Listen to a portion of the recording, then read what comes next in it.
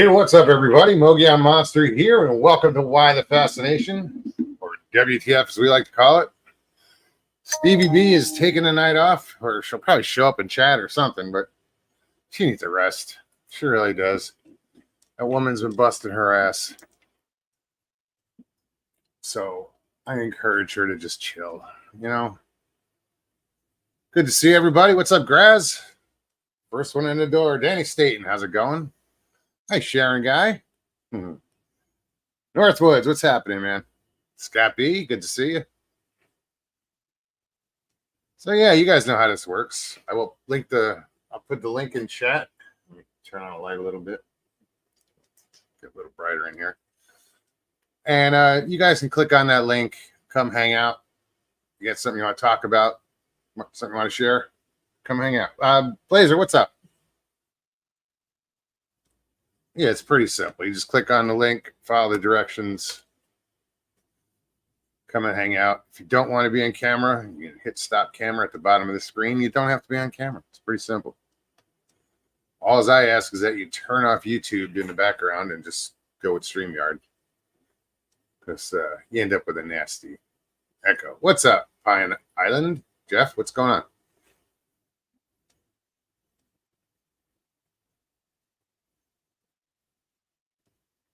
Yeah, Stevie's just been running her ass off, running ragged since for past 2 weeks now. It's like we're almost there. It's almost, our parents are almost where they need to be, So there's a little more running around, maybe another week left, and hopefully by then they'll maybe get into their forever home. But, yeah. So what's new with you guys? Nothing?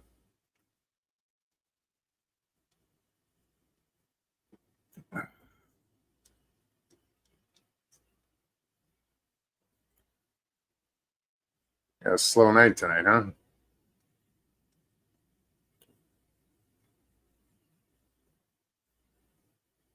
Yeah, I've been talking to Mr. Haywood, Michael Haywood. just zoned out there for a second. We're always talking fishing. And I was showing him on the map right across the lake here. There's this area I want to go to. There's a river that goes, it's like 6 Mile river that goes to another lake. But right off of that lake, there's these marshes that they opened up, and there's man-made levees and stuff there. But the water in the marshes is crystal clear. Here it's murky. It's like so I was watching a video on how to fish that. So now I want to go and test that out. It's this gorgeous area back there.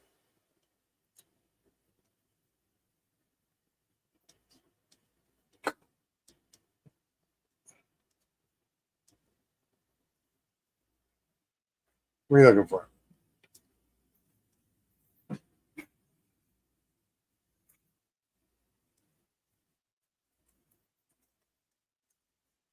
Love fishing. Camping and fishing are great. Yeah, they are, man. I haven't shoot, when did we camp last?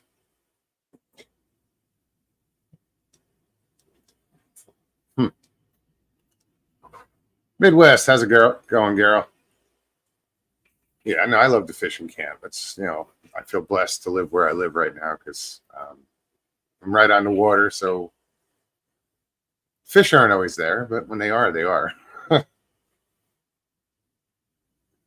But yeah, I live in Lake County, so there's tons of fishing here. I work on a lake, so it works.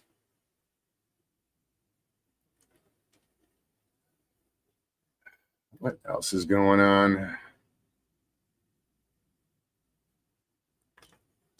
Sorry, I was watching the podcast in Chicago. Humans are idiots.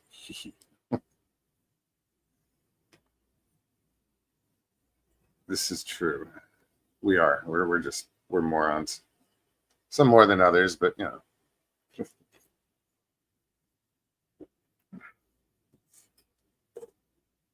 we're a terrible species.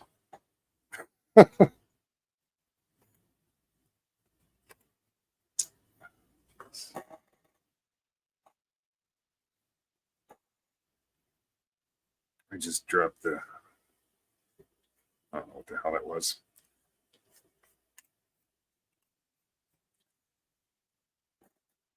I picked the cigarettes up off the counter before, and there must have been butter sitting on the dish, and it hit the dish. There was just butter on top of the cigarette pack. I was like, what the hell is that? Jamie Cotterill, how's it going?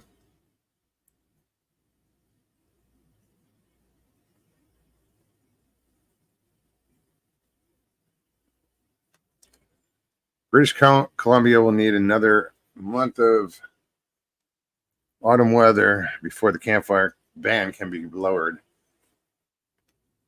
Yeah, that sucks when there's a fire ban. We had to deal with that a lot in Arizona.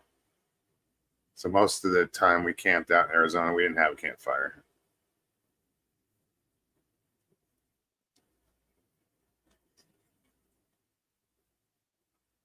Florida, we don't really have too many fire bans.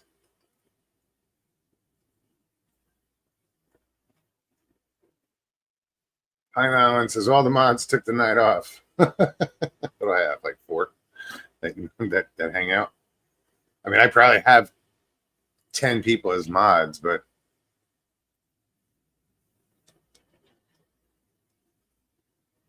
we never need them. Audio, how's it going?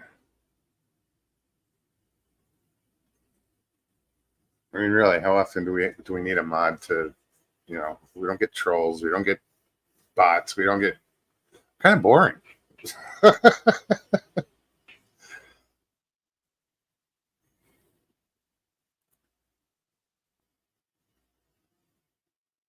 and I only need one mod. Sharon's it. She's got skills. So thank you, Sharon.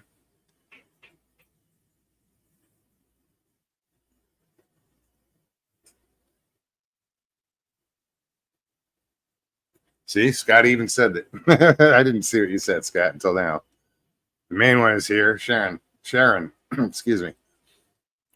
Sharon is the best. Yeah, she's like, yeah, right, Mugs. Serious. Okay, how many wrenches do you hold?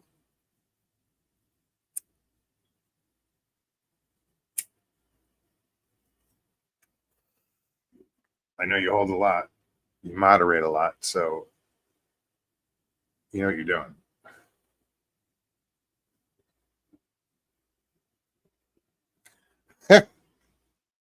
That's a good thing. You said thanks, Joel, but I'm definitely not Mr. Lee.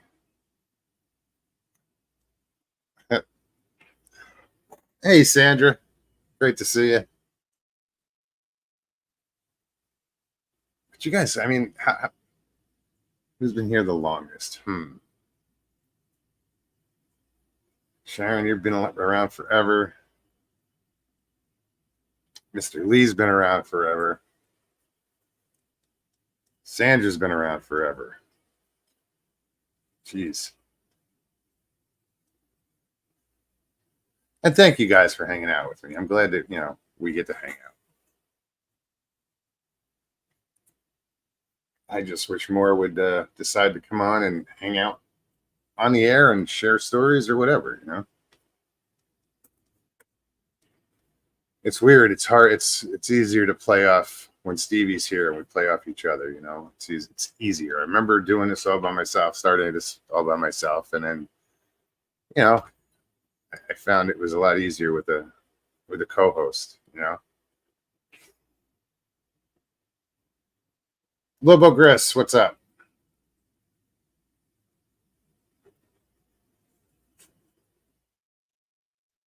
Yeah, things have just been hectic. Like work, weird. Yesterday I had 3 reservations for a Monday. Normally Mondays I'm off, fishing or doing something else, or I'm out on a boat. But yeah, I was slammed yesterday.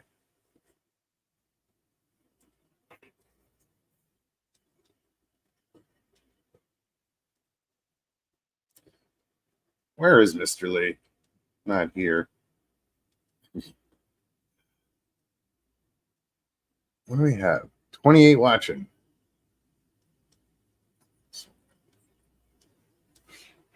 See, it sucks. I can't.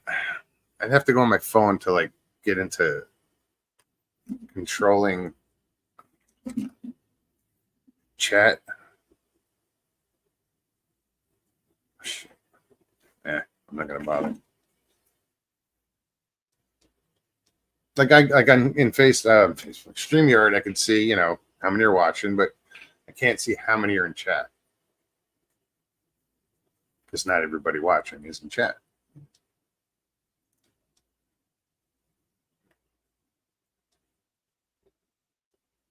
Oh, I just crossed the line. I can't see. Now I gotta adjust.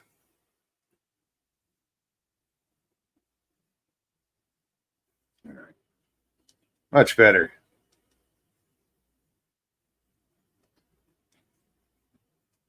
All right. Where we at? LIB, what's going on?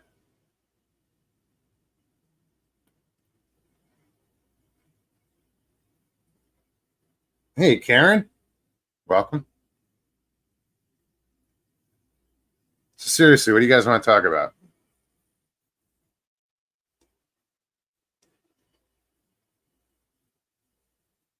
Audio. What's up? What's up, man? How you doing? I'm good. I just thought I'd jump on. I've never done this before, so I figured, Really? heck. Right on. Oh, let me turn YouTube off on my TV. I'm sorry. Okay, I just turned it off. 2 seconds. All right. Anyways, hey everybody. So where you coming from? I'm in Illinois, Central Illinois, Okay. home of the Coal Hollow Monster. I guess that's the Sasquatch they've seen around here. That's the name of it? Yeah. Yeah, Coal Hollow. Coal Hollow's back in the back there in the ravine. There's a little road down there. Apparently, that's where they saw the creature. Hmm. Yeah, and you're in. I noticed you said Lake County. Yeah, down in Florida. Yeah, I lived in Pinellas County for a while. Oh, right on. Yeah, I'm right dead center of the state. Yeah, man, I did a lot of bass fishing too. It's a lot of fun, especially they're in like every body of water down there, like Yeah, everybody. basically.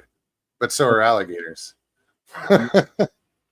Have you ever gone like you like saltwater fishing ever? Yeah. Yeah. Yeah, I always like doing the snook and stuff, but honestly, the easiest I like putting on some worms and just going out there. It's so easy, and it's very rewarding when you go in Florida when you go fishing. Yeah, because there's a lot of crossover. There's a lot of brackish water. So I've fished in places like down in like Crystal River. Actually, Long Island Bigfoot. We were in Crystal River recently. He and I were swimming, and in the same water where you're finding snook and all that, you're also finding largemouth bass Wild. because it's brackish water. It was pretty cool. We were swimming among these bass. It was like, oh shit. That is cool, man. Yeah, Florida's a very unique place, man. It really is. It is. Yeah, where I was talking about earlier, right across the lake, it's Lake Griffin, but off of Lake Griffin is this marsh that they opened up to fishing. But if you look at it on Google Earth, you look at Lake Griffin and then the marsh next to it, and it looks like completely different. I mean, they are different bodies of water. The lake is murky and the marsh is black, but it's clear. It's weird. Yeah, So, that is. I also noticed, like, if you look at Google Earth at Lake County, if you look to the right, it's like Lake Apopka or whatever, that real green color. yeah, That is pretty different than anything else around it. It looks like. Why is that? Do you think? I have no idea. Probably the plants that live in it, I guess. Could be. It also might have been the time of year that the satellite took, because I know Florida does get I used to go up and down the Hillsborough River with my uncle, and they would get certain areas would get certain type of plant that would forget hydrilla or whatever. I don't know if that's it. Yeah, there's a whole bunch of different plants down here. Milfoil and just I don't know. I couldn't rattle them off. Love wildlife. How are you? Hey Val. Great to see you. So is it muffled, my microphone or anything? No, you sound good. Cool. This is actually an older phone that I use for like a remote for my Roku. And well, there's a new kitten. There's one of the new kittens that I rescued. Yeah, I went from one cat to four. Some girl dropped off. Yeah, just like that. Some girl dropped off these cats behind a club, and they weren't going to live. She thought they could live out there, and I just went ahead and took care of them. So now I got 3 new kittens.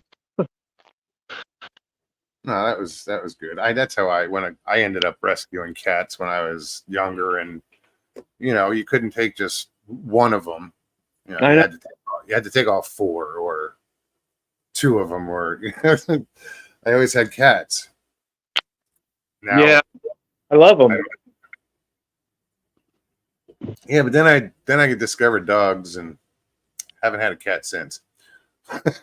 Yeah, dogs are amazing, and we always managed to. I live here with my father.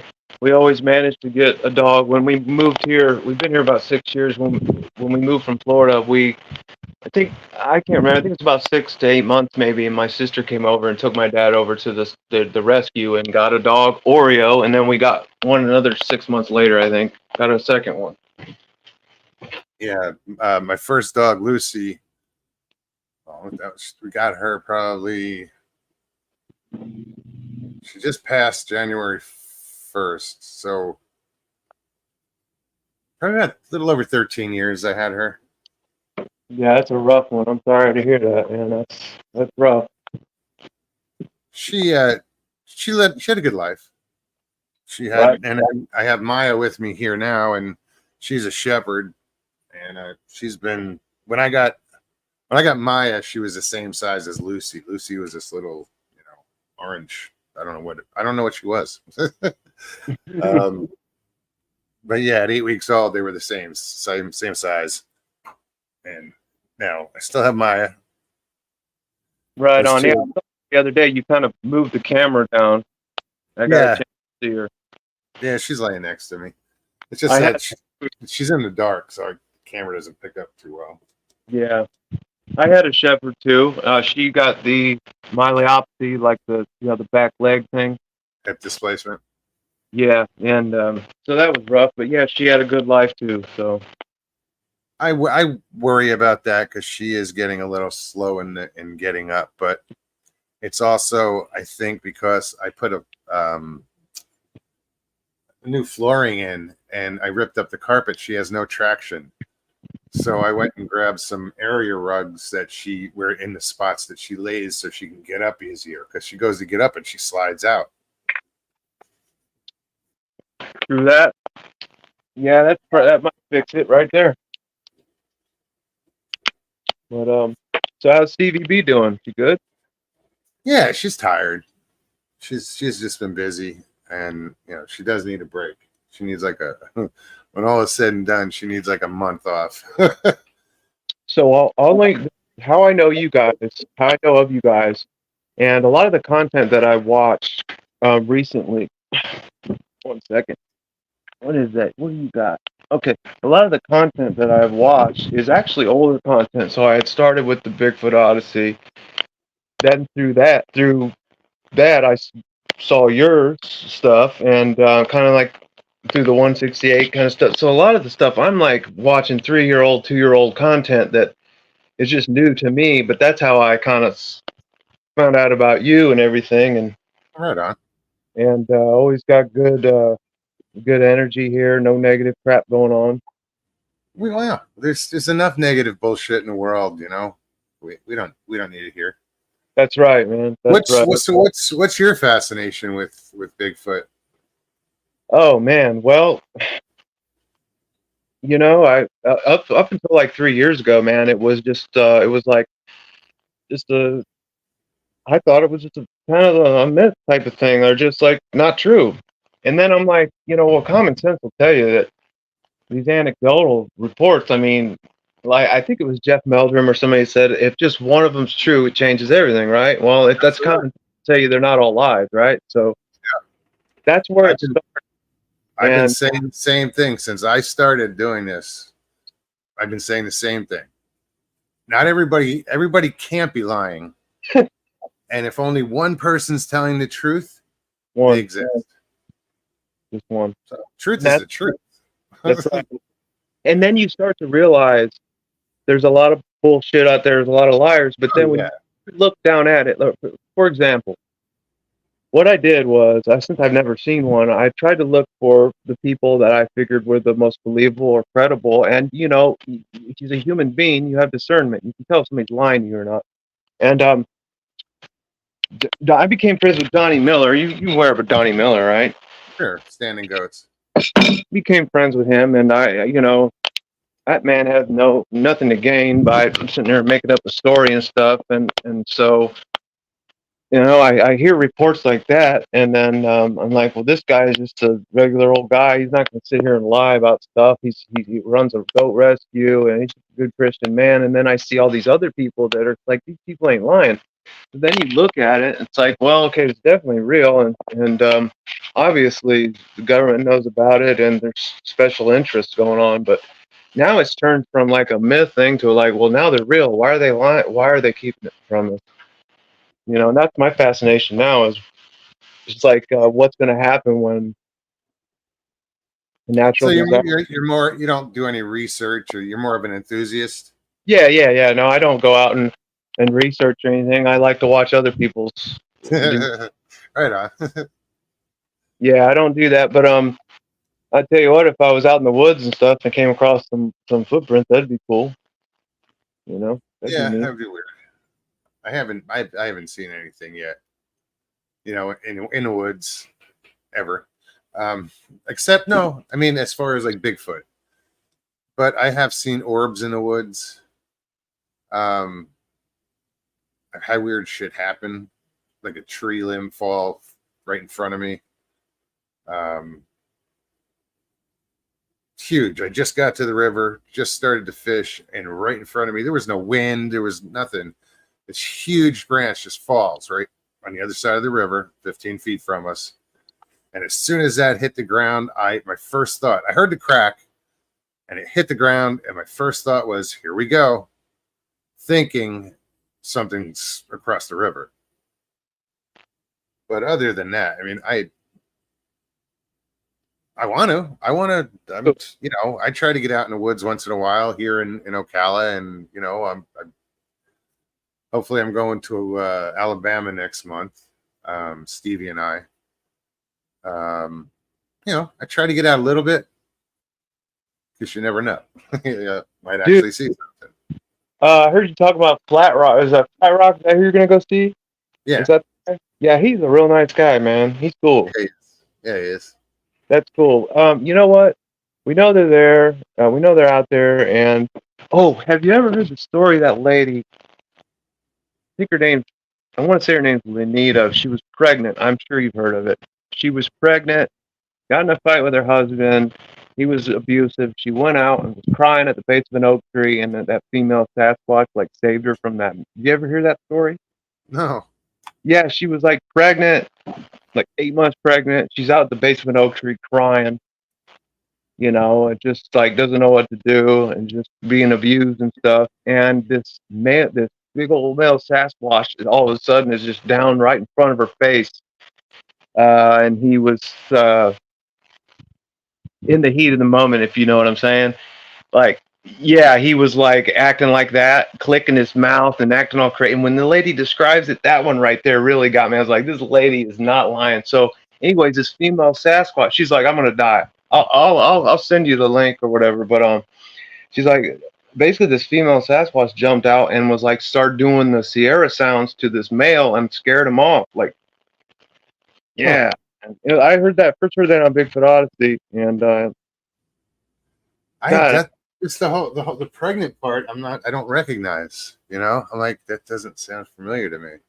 I've yeah, heard so many friggin' stories, dude. I've heard thousands of stories, yeah, and I hear new ones. You know, whether they're true or not, I don't know. But you know, I've not everybody's lying. that's You right. know, Not you talk about discernment. You know, you can tell when something's completely bullshit. damn right you can. Then there's people that are really good at bullshitting. That's true. That's And true. some do slip through, but then there's those that you just go, yeah, they're obviously telling the truth. That's right. That's right. So that's my fascination with it. You know, like when I get on YouTube, I'll go through the channels and like I'll get notifications when you go live. I'll always try to jump in there and watch them. I like Grizzly Chris. He's cool. I And haven't checked them out. I'll have to check that out. yeah, he's got some good stuff. I'm good friends with Tim Turner in Florida. He lives down there in Florida. Tim T. Yeah, no, I've met Tim. I've gone out with him. I went out once and we got chased back as a storm came in, so we had to like bail on our little expedition. We're just Yeah, doing a night hike. he's doing some good research out there, man. I think he's doing some honest stuff. That's another person that I pay close attention to. I think that he's an honest man, and so that's what I do. I try to just look at that, and it's really fascinating to me that these things are not. That's really my fascination right there. Is why they're not classified. I guess there's just too much to lose if they do that. Who knows? You But know, is I had ideas about that, and then I heard those. You know, other people had the same ideas, so I heard those ideas argued along the way, and you know, um, I don't know. I don't know why. You know, I kept thinking the logging industry, or you know, oh, they got to be protected, or you know, like the spotted owl, so everything gets just shut down. I don't know, or the fact that most people wouldn't handle it too well. mm-hmm. You know.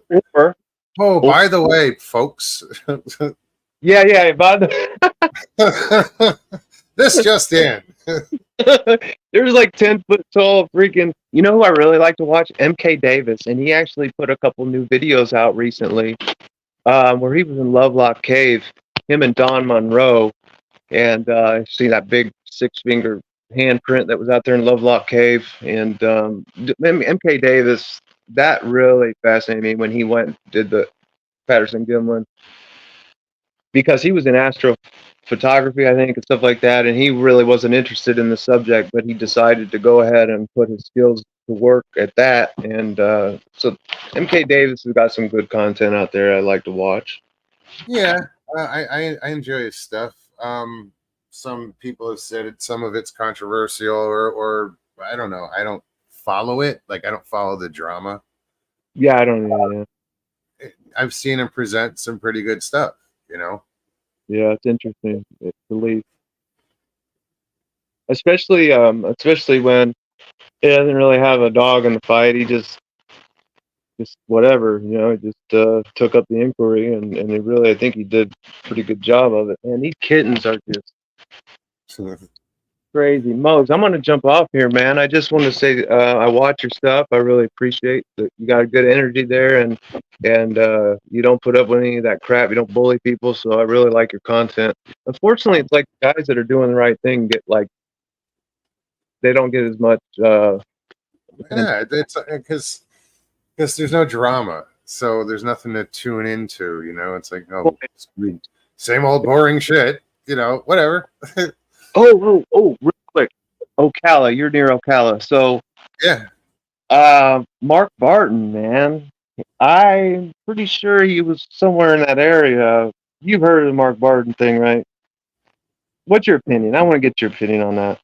I'm trying to think which one that was. The one that went on with Gary, and he had went out. What was it, Dogman and shit? No, no, no. Well, no, he had went out to Ocala and rented a log cabin. He was the guy that went with Chris Connor and Big Trail to Bigfoot. Those two guys. Okay, It was I know. it was Mark that had that paranormal experience. Have you heard that story? I'm pretty sure I have, right? You had to. He freaked out and carried stuff. There, and apparently, sorry to interrupt. Apparently, he goes out there. He's sitting by the fire. Just a quick summary, and something holds him down. And there's some crazy crap that happened that ensues after that. Just look up Mark Barton. Yeah, something held him in a chair or something, like some creature. And there were other ones around. Yeah, and he was going to kill him or something to that effect. I thought it was a dog man. Oh, really? Yeah, guys, correct me. I know you guys don't probably know the story, but I can't see the chat at all. I'm just on my phone, but no, I'm just looking to see if. But yeah, that's just a wild story. And the guy, the LIB says Mark Barton said he got attacked by something in his face, and it did something negative to him through telepathy. That's right. That's right. That's the one that said that it's a game. They're on the hunt for humans. There's pawns and there's people they go after. That's right. Yeah. That's right. You think he's doing too many mushrooms? I don't know, dude. Yeah. You know what? And it kind of. Whatever happened to him, he's never been on YouTube again since. He's never got back on YouTube again. Stevie said that since then he's never been back on YouTube. That's right. And you know what? I wanted to say this. I kind of am leaning towards everything is 100% authentic that he said. He has never been, if you look at his content on television, he's not been that type of person. And I just wanted your opinion if you saw it, because this is pretty shocking if you hear that interview. Shocking. Yeah, that's because it's been such a while since I've heard that whole thing. I kind of forgot about it. Whatever happened to him, he was traumatized. Stevie says whatever happened to him, he was traumatized. He sure was. And Kerry Arnold wasn't going to put him on the thing that apparently he. But anyways, yeah, no, I don't know why I mentioned. I know you mentioned your Nero Pala and stuff, and that just sticks out in my mind. I just wonder what happened. That kind of stuff fascinates me. And also, what else fascinates me is it seems to me that there's more of this kind of like paranormal stuff happening alongside of it, and that's pretty interesting to me too. I don't know what that means. Oh, it is, but I guess it depends on the definition of the word paranormal. True that. I mean, I think paranormal. I think ghosts. Mm-hmm. I don't know that telepathy would be considered paranormal. I agree, because it's just something we haven't really. Well, I'm sure somewhere in one of these departments they've mastered it. Well, who knows? They talk about mind speak, and I've had experiences with that whole subject. That where with someone that was 500 miles away. Really? And, yeah, dude, all the time, and I believe in it. I know it exists. Mm-hmm. I can't control it. I can't, but I can. Stevie will tell you. What would you describe it?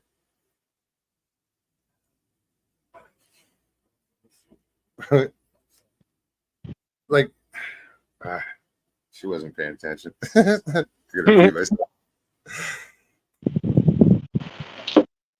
We were talking about like psychic stuff, and like, what would you say? Because we do shit all the time where we don't have to say anything, and when I do, she's like, "Would you get out of my head, dude?"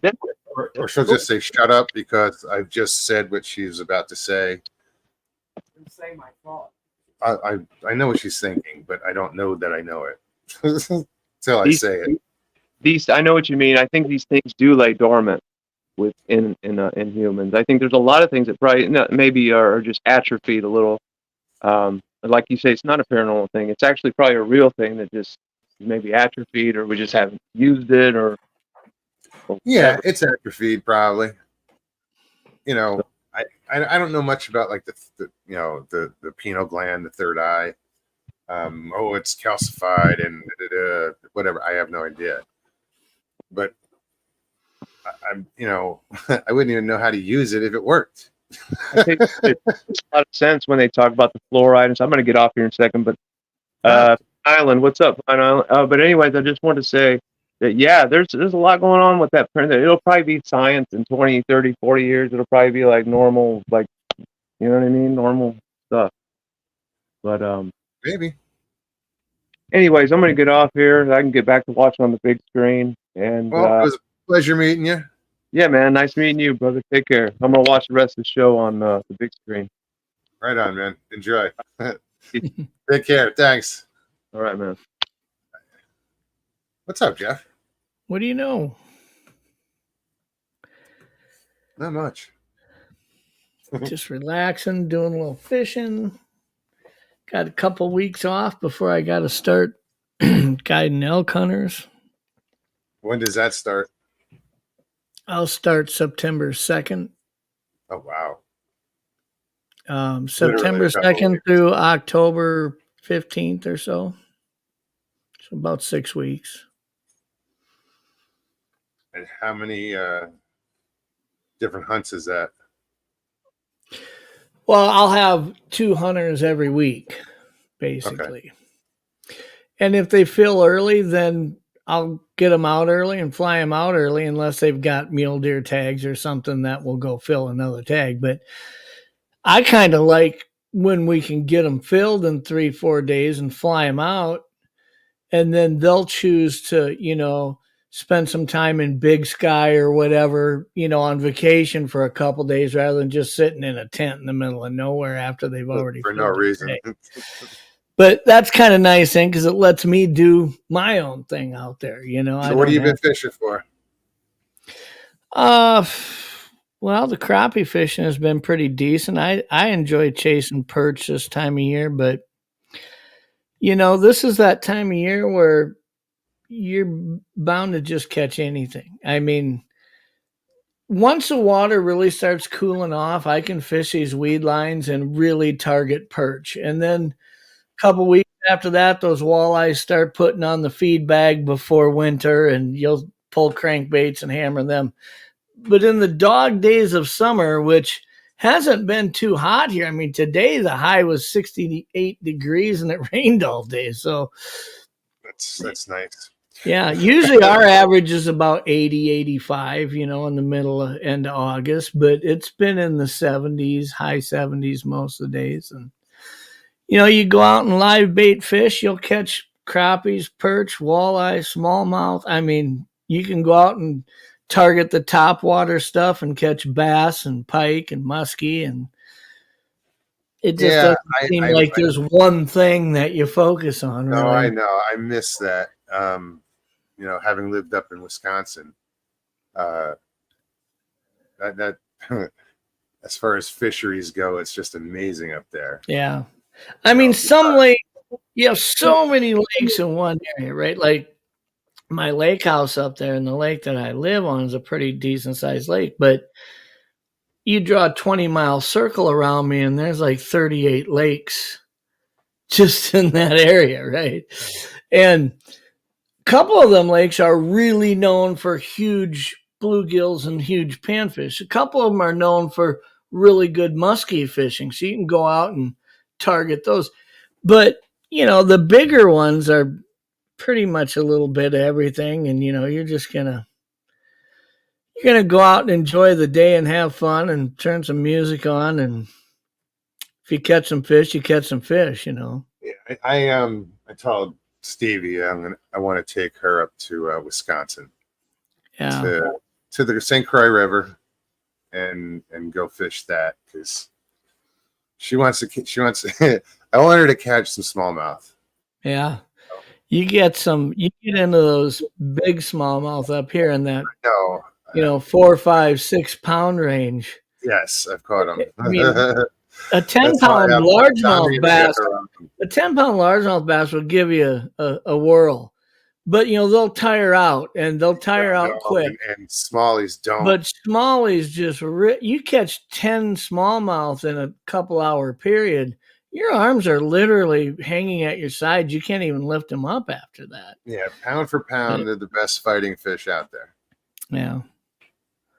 Yeah, and it's a fish that I love to catch and release. I mean, I keep enough perch and walleye and crappie to clean and eat for fish fries. The smallmouth, I love to catch them and let them go. So I mean, Yeah. that's why, and I think most people do, and that's why they get so stupid big is because Nobody's eating people are practicing the catch and release. But I mean, I know a lot of people that eat bass. I'd rather release them, catch them again, and if again. it's cold water, Yeah. like if you're up here when it's April and the water's cold, I mean, it's like surface temps 50 some degrees, and those walleyes just aren't quite spawning yet, or they aren't really going yet. You'll catch those smallmouths in that 2-3 pound range that if you clean them and eat them, they're great eating when they come out of that cold water like that. It's a lot different than catching one in August and trying to eat it. It tastes completely different. But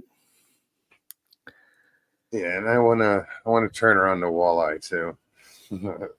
yeah, that's something that, I mean, it's kind of funny because I love fishing for all the different species, But I mean, there's some niche stuff. I mean, down south, a crappie fisherman is a crappie fisherman. He doesn't spend a lot of time chasing bass, and vice versa. The bass guys with big bass rigs, they could give a crap about crappie. Up here, that's kind of how it is with guys who are walleye fishermen. They're out fishing the tournaments. They're out pulling crankbaits. They're trying to catch these walleyes. If they hook into a 20-pound northern pike, they'll cut their line because they don't want to spend 45 minutes reeling the thing in. They just want to move on and catch more walleyes. It's like, dude, what? So, if you get to that point, you're really not doing it because you enjoy fishing. No, it's a business. You're doing it because you're trying to outcompete your buddy or whatever. It's just. Well, that's competition. I've been in walleye tournaments before, actually in the Governor's Cup in South Dakota, where the guy fishing in my boat with me hooked into a tiger muskie, and this thing was like 23, 24 pounds. It was huge. We got it up to the boat, and he had it on for, over a half an hour, and we couldn't get this thing netted. I mean, it was so aggressive that he finally cut his line. He was like, look, we're trying to fish in this tournament for a $10,000 prize. I'm not going to spend all day catching a fish that doesn't count anything for us, right? And, that sucked. But, I mean, it's like, dude, I would have loved to have caught that fish and took a picture of it, But it's true. It's, you're there for that certain reason. And then, it's like it's getting sidetracked. So a couple of weeks back when I was up in Montana here, I went to a wild game feed. Buddy of mine brought me to it, and it was a bunch of different church groups. These guys were getting together, and this is the time of year where they'll have wild game feeds where they're clearing out their freezers before hunting season, Sure. Get some room for the new stuff. Potluck. And yeah, it's cool. I mean, guys will bring, venison ribs and just everything. Wild turkeys, and some guy brought snapping turtle. I mean, it was just like a little bit of everything. Anyways, these two guys that were there to speak that night, they were in their late 70s. And I didn't know what they were going to be speaking about. I'm just looking at them. One of them's got an eye patch on, like a pirate. And they had some scars. I mean, one of them had really big scars down his jawline and up on his hairline. I mean, looked like he'd been in a bad accident. The other guy, his arm was like, you could tell where he had skin grafting on his arm, like something had happened to him. And he had scars on the side of his neck, and part of his ear was missing. I'm thinking, what did these guys do? I'm just looking at them and beat each other's asses. Anyways, I gotta tell you the story that these guys told. And I mean, since after it, I was so like blown away. I looked this up, and there were news reports about it. It actually happened. But these guys, when they were in their 30s, lived up in Alaska, up in northern Alaska. And they were out in the spring with their rifles, and I think it was they were going out to pick up their traps that they had ran a trap line all winter or something, and they both had lever action rifles that are good brush guns. You know, when you're in the tree lines and thick woods, lever action rifles kind of nice. You can get a second round in the chamber pretty quick. And they're walking along, and right in front of them, behind this tree, comes out this adult female grizzly that was like 9 foot tall, and it had 2 cubs with her, like little cubs. And this bear is pissed. And it just charges the first guy and puts him on his back and starts raking his face and biting into his shoulder. And his friend's freaking out. He's trying to shoot this bear. He's standing behind the bear. You know, his friend's on his back, and the bear's on him with his back to him. And he said he was about maybe 10 yards from this bear. And he's trying to line him up where he could shoot this bear without hitting his friend. You know, he's waiting for the bear to lift its head up. And he waited forever, and he couldn't get this bear to stand up. So he ran up and closed the distance to it and hit it in the back with the barrel of his gun and stepped back right away and was waiting for it to lift its head up.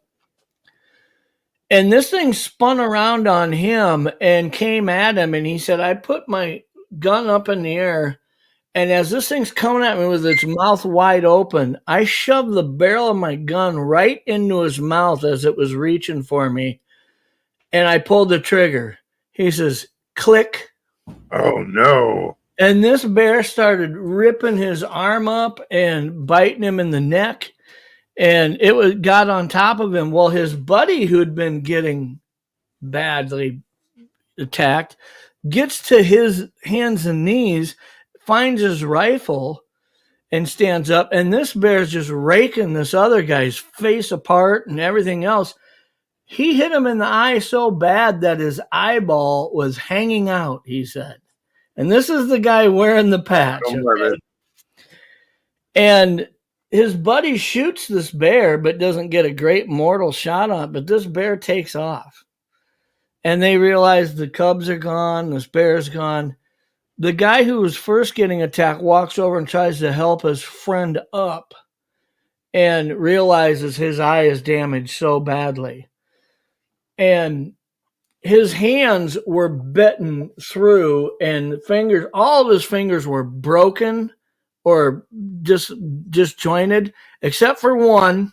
He said he had a pointer finger that he could bend and move. And I got him to stand up, and I put his hand on my shoulder, and his other eye that was good had such a huge gash across it that it was bleeding into it, and he couldn't see out of it. So he puts his finger on this guy's shoulder while his buddy's walking. His legs tore up. He's walking along trying to get him out of there, and they had to go like a mile and a half like this to get to a road where they could get somebody to find him. And they were taking questions, and I asked the guy who was following him, I said, obviously you lost your eye. I said, do you see okay out of the other one? He says, the funny thing is, and then I asked him, did you have a hard time following him just with one finger on the shoulder? To me, that seems like it'd be hard, right? You can't see anything, a finger on somebody's shoulder, walking across a trail that's pretty rugged. He says, my eye that was hanging down, he says, the funny thing is, I could see my feet walking through it. And that's why I didn't fall. And I was like, dude, that is the freakiest thing I've ever heard. Wow. And I wanted to get these guys on my channel, right? Like, I want them to tell the story. But they're like 78, 79. I mean, I don't even know if they know how to work a computer or whatever. But when you see their scars and the way they told the story, I thought, there's no way they're making this up, right? And I started looking it up, and sure enough, there was news reports on it and stuff back in the early 70s when this happened or whatever. or I don't know what it was, late 70s. I don't know. But yeah, it was just crazy that you see some of these people and what they've gone through in the outdoors. That's brutal. But I mean, I'm sure he didn't expect it to turn on him so quick.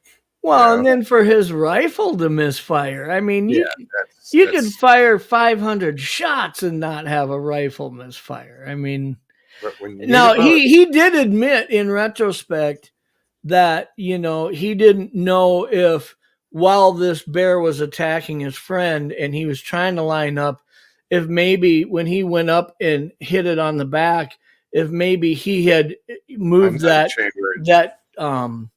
lever action out and discharged a round and didn't do it fully to where another round would enter, which I could see that happening. I mean, I wouldn't say it's likely, but it definitely could happen. That I'd say that's more likely than a round just plain misfiring, you know. But Miss Dill, how are you? Good to see you. Christy, what's up? Hey, Harold. Sorry, I missed a bunch of hellos. Yeah, I don't think it was probably like you said. It was probably when he hit the bear. He somehow he discharged that round. I know how many rounds that I've shot through a rifle and how many times I've had one not fire. You got to shoot a hell of a lot of rounds before you run into one that doesn't fire. I mean, it's just not that common.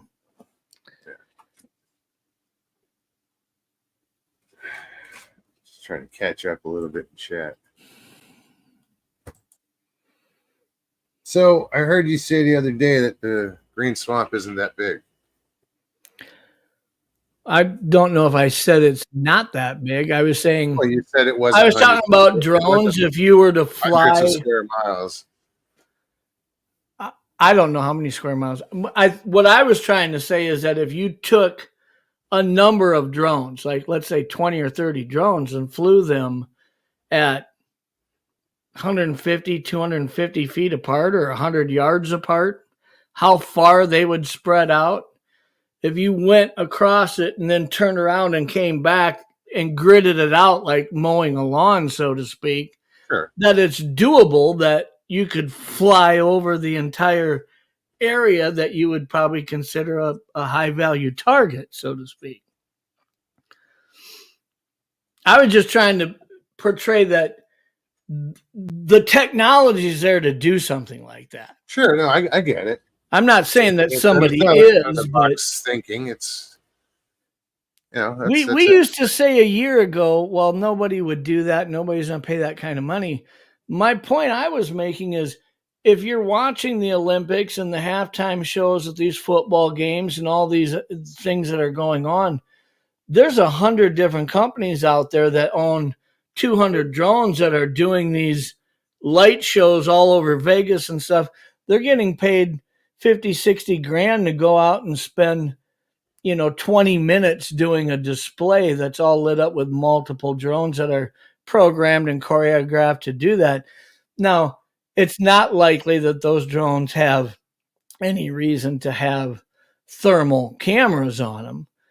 But if you were to put a thermal camera on each of them, which I would imagine wouldn't be hard, you could program those things to fly. It's a simple program. In that case. Yeah. Those guys get in there and just program a grid over, let's say, a 10 mile by 20 mile area, and they're covering 2.5 miles wide with 20 drones, spaced out. You could get that in 3-4 passes, and you aren't going to run out of battery life just in the one deal. And if you went out and did that, and my point is maybe 9 out of times they do hear it, or they get behind a tree, or they evade you somehow. But if you're flying into any wind, you're using that to conceal noise. And if you did it every night for 2 weeks, 14 nights where you gridded that whole area, if after 14 nights you don't have it, but you've got every other mammal on there on the thermals, we've got something we need to figure out here. That was my whole point. Yeah. So, I don't know why we don't want to have those discussions, because it doesn't kind of fit the narrative, so to speak. And I don't want anybody to think I'm, saying something that I'm not. When I say the narrative, I'm not saying that somebody can't have an experience anywhere. I mean, I did voice that I thought that in order for them to be in Long Island or the UK or something, there'd have to be a supernatural explanation to their existence. It's not likely that flesh and blood it could get to those areas, but that's my opinion. That's just my opinion. But when we're looking at how many people are going out there and having these encounters, the narrative would tell you there's got to be an awful lot of these things in a lot of different areas. And when you look at the technology that's currently being put out there, maybe not 10 years ago, maybe not even 5 years ago, but between weather agencies, wildlife agencies, state agencies, federal agencies, flying drones and aircraft that are monitoring wildlife herds and deer herds and doing counts of this and that. How are we not having one just by chance? There it is. It just is baffling to me. I probably do. But that was my whole point is, I don't think it's wrong to have that conversation of, one, why aren't we getting somewhere since Patterson Gimlin? I mean, I get why maybe we haven't up until 10 years ago, but then you start looking at 10 years ago, the number of mountain bikes or trail riding bikes sold versus now, the number of kayaks sold versus now, the number of camping gear versus sold versus now, e-bikes, all these things are getting people out into the woods. And I think we're at 5 to 10 times more people out there now than there were 10 years ago in a lot of these lifestyle hobbies that bring people into these areas. And we still haven't gotten anything that we could look at and debate as proof. I know when I said that the Patterson Gimlin film, we sat there for a long time. We still are today. Do you think it's real? Do you not think you're right? But, between the Sierra Sounds and the Freeman footage and the Memorial Day footage and, every couple of years, something would come down the pipe that was worth the conversation of, what do we got here? Could this be real? And in the last 7 or 8, 9 years, I don't know that we've got anything that we're looking at saying, does this look like it's real, to the same level as we were with Freeman and Memorial Day, like that. But yet when we have this much more technology in the last 7 or 8 years, we should have been having that conversation every 6 months, not every few years. But I don't know. I mean, it seems a subject, is more and more popular. It definitely is more popular. Yeah, as far as you're right. I don't know of any, and I'm probably just not recalling, but recent footage, really good footage. Even if everybody says it's a hoax, you don't, you know what I mean? Yeah. What stands out that, Well, it's hard for me having the encounter that I had when I was 18 to try to look at something and say, dude, there's just, with the technology that we have and the number of people now that are out there with a GoPro on their helmet on their mountain bikes versus nobody doing that 10 years ago. Why haven't we gotten anywhere, right? I don't want to question the whole I don't think it's out there thing, because that'd be very hard for me to say, well, what happened to me then in 1987? However, are we on a decline of some sort? I mean, Vault of Curiosity is sitting here saying maybe at the time of the PG film, it was at its, threshold of not just being endangered, but maybe becoming extinct. Maybe it was reaching that point, But the narrative doesn't support that. The narrative in the last 10 years, we've got more encounter stories coming into the BFRO than we did any 10 years prior to that. And it's coming in with less evidence. How long has like finding Bigfoot been around? Well, that was one of the things that I said on my show is there's an we influence. brought a lot of people aware of the subject that never really dabbled in it in their mind before. One episode of Finding Bigfoot, I would think, was being viewed at least 500,000 times in its height of when it was 3-4 years into the run. And quite honestly, the way it was put out there, and this isn't a bash against Cliff or anybody else. I like Cliff and Renee and Bo. I think these guys are legitimately trying. I mean, I think they're making a living at trying, but I think they're trying, But, when you watch the show and they're banging on something or they do a vocalization and they're listening, I want to hear the dead silence that they're hearing. I don't want to hear the mood music in the background. But that's what it was. It was Hollywood. It was entertainment. And that's how they made it, to entertain people, not to inform people, not to educate people. It was entertainment. But and I think Alaskan Killer Bigfoot and all these shows that came down the pipe were out to do the same thing. But it did bring an awareness, be it bullshit or not. It just put it out there that much more. Sure. And to people that had never really even thought about the subject. Yeah. And I'm not here saying that there aren't people who are having real encounters. I believe there are.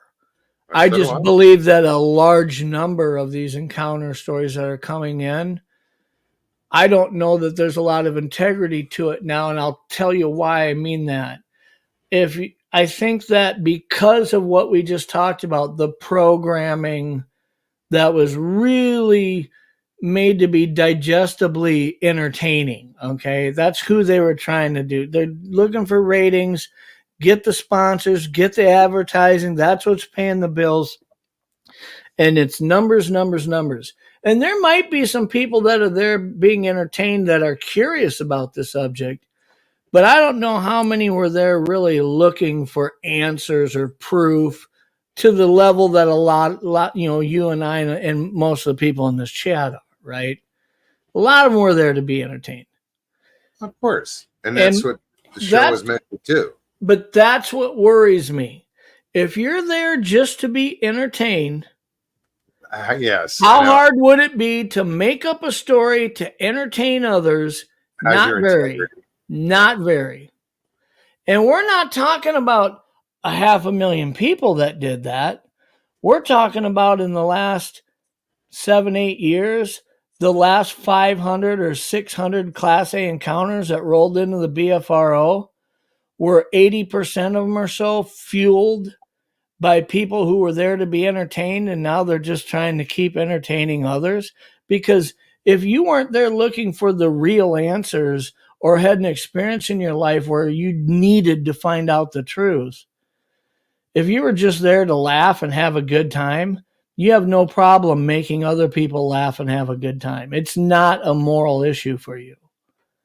And that's what worries me. Could we be looking at several hundred encounters that are completely fabricated by people who were simply there to be entertained?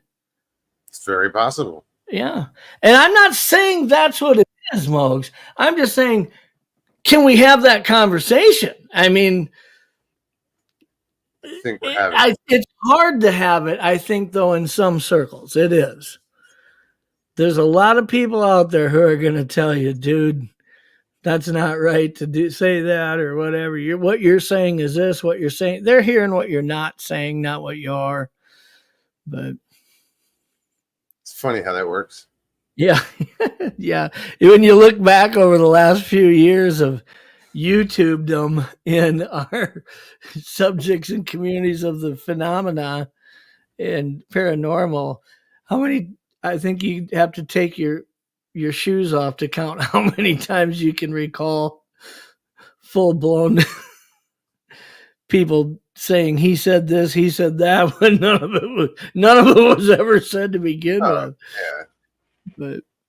But You get that everywhere, I'm sure. yeah. But when No, you're involved, I in it, it's like, wait, what?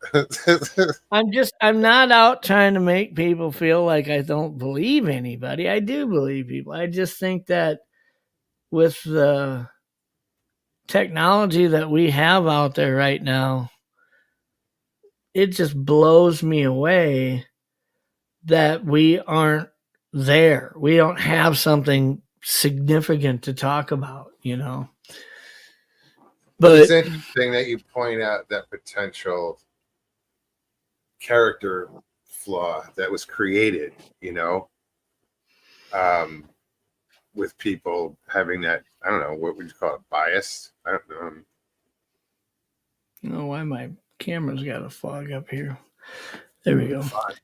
Yeah, I don't,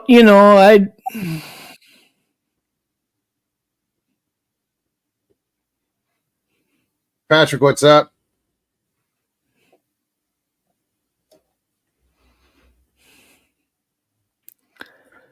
just reading what right in front of you, and only its eyes show what questions. I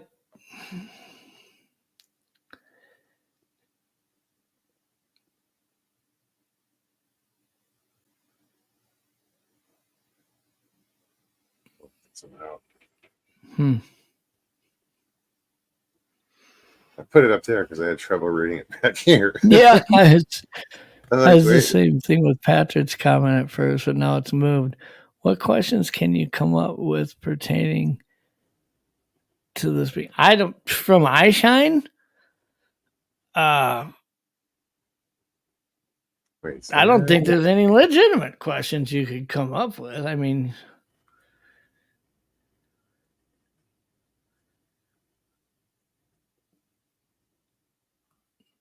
And only its eyes show. So all you're seeing is its eyes. So which means it's that black. well, I mean, you've got a couple things that you could reference as far as if you're able to be back in the spot the next day during daylight, you could reference height. What height were those eyes at? Where would they have been? Where would this individual been standing to make that shine? And then you have to ask yourself, is there another plausible explanation as to what animal it could have been other than Bigfoot? Let's start at the natural, known, mapped flesh and blood area before we start Let's go on this list first. 10 feet in the weeds, But it's true though, because there are a lot of people that will immediately go to it's Bigfoot. I think that's what I mean. It's kind of almost said tongue in cheek, but I mean there's some truth to it in that. You take 10 motorcycle mechanics or 5 dentists and you put them out in tents in the wilderness, and I bring they might be afraid of the dark. They might hear some stuff that spooks them, but none of them are saying the word Bigfoot the next morning. You put 5 Bigfooters out there, and we got to call a documentary crew and get Netflix ready. And what's going on? I'm sorry, guys. It's funny. I mean, like I say that tongue in cheek, but come on, No, tell me there's not a little Stevie bit. and I call it Bob. I mean, Bigfoot on the brain. but And I go into the woods, now I go in a different frame of mind because I know there's the possibility that something else is out there. yeah. When I go into the woods when I was a hunter, I was the shit, Once you've gotten to where, if you grew up, especially in that era, where you were brought into a family that hunts, and you became very comfortable in the outdoors, even amongst threatening situations with bears and cubs and things like that. I never really got to a point where I was afraid of that. I always kind of in my head had, this is how I'll react. This is how I'll handle it. I've seen it enough, you know. Sure. I've heard enough people that mentored me talk about their experience, and they're here. They're not dead, right? They did, you know, it wasn't as afraid as they may have been. They lived through it, and this is what they did to do that. And you glean from all of that, and you get comfortable in the woods. And then if you have an experience like a lot of people have had, that you don't find that natural known explanation that fits in your reference of experience in the woods, whether it's the sounds that these animals make in your area, this is something completely different. This is a smell that's completely different. This was something that moved in front of me that at a height that's completely different than anything I've ever experienced. I mean, there's a lot of things that can make you feel out of your element when it comes to what your life reference and experience lets you compare it to. Sure. And if you've been in that scenario, it's really hard to get in a conversation and say, well, what if people are making this up? What if they don't exist? And so I'm not here saying that I think everybody's making up. I think a lot of people are telling the truth. But the problem here is that with everything that was targeted towards entertainment on TV through a dozen different major productions, seasons after seasons of it, and big names, Les Stroud, all these people that were getting involved in it that didn't even come into it from the Bigfoot perspective. They came in from the outside of that into it. And you start kind of looking at this saying, where's the picture? Show me another Freeman footage. How far back do I have to go to find something like that? It's a ways. It's a ways. It seems to me with the technology that we have, and I'm not familiar with what all the southeastern states and southern states, northeastern states are doing with their DNR programs, but I am very familiar with Idaho, Montana, Wyoming, the Dakotas, and Minnesota. And I know that in these very remote areas in Idaho and Montana, which are pretty mountainous, pretty inhabitable. I mean, it's hard terrain to move through for humans. It is. There's not a lot of roads in a lot of these areas. And it is possible to be standing in an area that maybe only one other or two other humans in the last century has been standing where you are. I mean, it's that kind of remote. And you see how many drone flights and plane flights are coming over from state agencies, wildlife agencies. They're counting how many elk are in these elk herds in that state of Montana. Every day they're flying, looking at these elk herds, counting them. And they're not just estimating, they're counting them. They want to figure out how many mature bulls there are, how many heifers there are, how many or cows there are, how many yearlings there are, because they're trying to estimate how many tags are we going to issue for hunting season. We don't want to hurt this population. It needs to be at the right numbers, but it needs to be controlled. And then they start looking at wolf kills. These wolf packs that have been introduced are wiping out 50% of the elk herds every winter in Montana, every year. Now you think, dude, that's a lot of elk we're talking about here. We're talking about thousands of them. How many wolves are there? So now they got to fly these planes every few days and start trying to figure out how many wolves are in every area and where are they traveling in conjunction to the elk herds. So my point is, a lot of technology is being put in the air, counting these herds and these wolves and bears, and we don't accidentally have a Bigfoot on camera. Right? None. How is that happening? How is it happening? You can go out and get 30,000 images and videos of wolves and 150,000 images and videos of elk, and you don't have one accidental picture of a Bigfoot bipedal walking. Yes, but all these people that are like doing these drones are all, they're federal agencies, so those photos would never see the light of day anyway. Well, you'd think they wouldn't. I mean, you've signed NDAs that probably make you hush, right? And you're afraid of that. But if you were holding the video that was something similar to Patterson Gimlin, because these videos, they zoom in pretty close. I mean, Sure. I've seen them pictures that they've taken from when they'd gone over and flown over for doing elk herd counts and migration tracking. And they'll show hikers and mountain bikers and stuff. They can zoom right in and show me exactly the pattern that's on your stocking cap you're wearing. I mean, it's pretty accurate. So when you factor all that in, you start wondering what how elusive would they have to be to never get caught? Something's wrong with this. Something's wrong with this. I'm not saying they aren't there, and I'm not saying somebody can't still have an experience, but either we got to start looking at is there a supernatural connection here to where they aren't there all the time, or they aren't there whatever, or which I can't start there from the scientific perspective. I'm going to start with the flesh and blood till evidence puts me there, but. Or are we at, like what Vaulted Curiosity said, at an extreme decline of population to where there are still some serious, legitimate encounters happening, but they're being supplemented by hundreds of encounters that aren't legit, that were just made for entertainment purposes? Oh, I would say out of all the,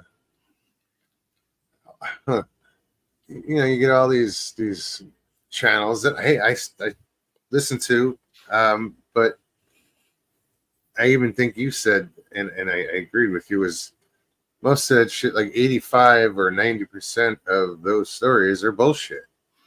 Well, I just have a hard time and listening to like Sasquatch Chronicles, stuff like that. I mean, you get to where it's like the same shit. Yeah, I know. I haven't listened to that in a long time, though. Actually, I really haven't either. I mean, it's been a while. I'm with you. That was the first channel that I ever listened to. Yeah. Pertaining to Bigfoot, and that channel turned me on to the subject, and that was 7 years ago. Yeah, 6 years ago, something like that, when I first stumbled upon that. Before that, Bigfoot really didn't cross my mind. Yeah. It wasn't like I didn't think about it either way. I know that if I was a drone pilot with the state of Idaho, or I was part of a 4-person bear tracking crew flying, tracking collared bears or whatever, if I ended up with footage and it was remarkable footage of one, I don't care what NDA I signed. I will walk out of there and I'll be a millionaire tomorrow. $100,000 to get me on your show, Joe Rogan, and they're going to be lined up to do it.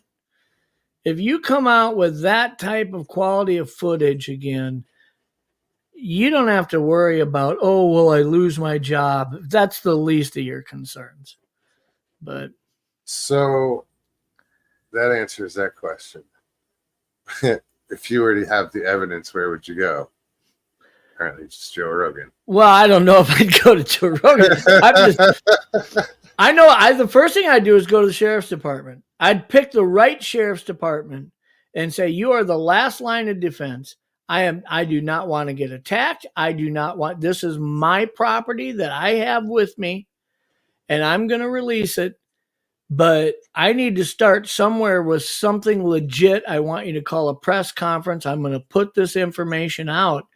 I'm not going to stand in the Walmart parking lot and do it. I'm not going to go on some show that I'm paid to be on. And even if Joe Rogan didn't pay me, everybody's going to speculate, what did he give you to come on? I don't want that to be there. I'd go, and I don't trust any police department. I don't really trust any highway patrol or natural resource department. I don't trust Game Fish and Parks or Department of Natural Resources. I'd go to a sheriff's office and say, your job is to protect me and my constitutional rights. And that's it. And that's where I'd start. I just don't know if there's any place that makes more sense to start than that. Here's the thing. The sheriff's department would have to take a legitimate stance that if a government agency or the state agency came in and said, we aren't letting him put that out, we aren't going to forget that, it's in a safe, and this sheriff is here to protect me from you. You hope that, that they don't have one of those numbers in the situation where this shit is like, oh, if anybody, and somebody there made a phone call, and next thing you know, you got Fed showing up. I mean, when I say that's what I would do, that's because that's really all I could really afford to do. If you had the money or had the resources, hey, go to Greece, go to wherever, buy a little island in Fiji and get some really good internet and say, hey, world, look at what I got. And be someplace where these U.S. agencies couldn't stop you or whatever, but the amount of money it would take to go to transport. Yeah. Yeah. I mean, I just don't think Elon Musk's going to say, hey, come stay on my yacht for the week. Well, you release. No, how much do you want for that, dude? Yeah. But yeah, I don't know. I mean, it's like saying, hey, if you found out you won the lottery and you're holding the lottery ticket in your living room, what do you do, right? I mean, you'd sign it, but then again, now the store or the gas station or whatever that sold it, they're notified that night or the next morning, hey, you guys sold the winning ticket. Now they're going on their cameras saying, hey, who walked in at 9:13 a.m. on Tuesday and bought that ticket? Oh, it's that guy. Let's look at his license plate number. Oh, that's Jeff Harding. He lives over at so-and-so. Are you safe? I mean, somebody could have found that out in 5 minutes, Mogs. True. If you have a winning lottery ticket, the last thing you want to do is be staying at your house. I'd be getting the hell out of somewhere. And I'm not so sure if you had a video like this that there isn't something to the same effect of where are you really safe with this, right? Sure. I don't want to sound conspiracy theorist, but where are you safe with it? Well, I mean, there are ways of,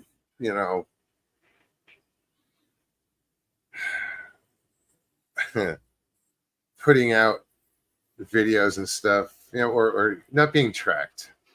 I don't, I know nothing about it. Helton Fasterman says 1 million per show. Jeff, let me be your agent.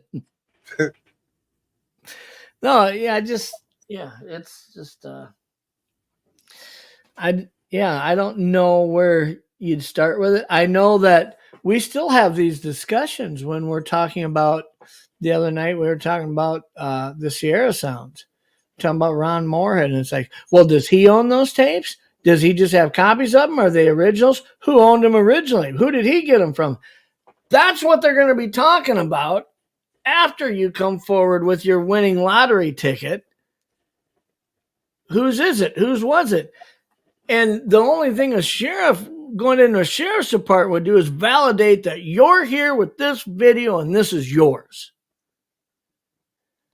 I don't care where we go after this, but you walk into the game fish and park, say, I got this video. Oh, They hell whack no. you upside the head and grab your freaking camera and done. You ain't got a story anymore, buddy. So Yeah, no, it's funny how they react to that subject. The first time I asked somebody in that position, as far as he was a ranger, but he was also a biologist, whatnot.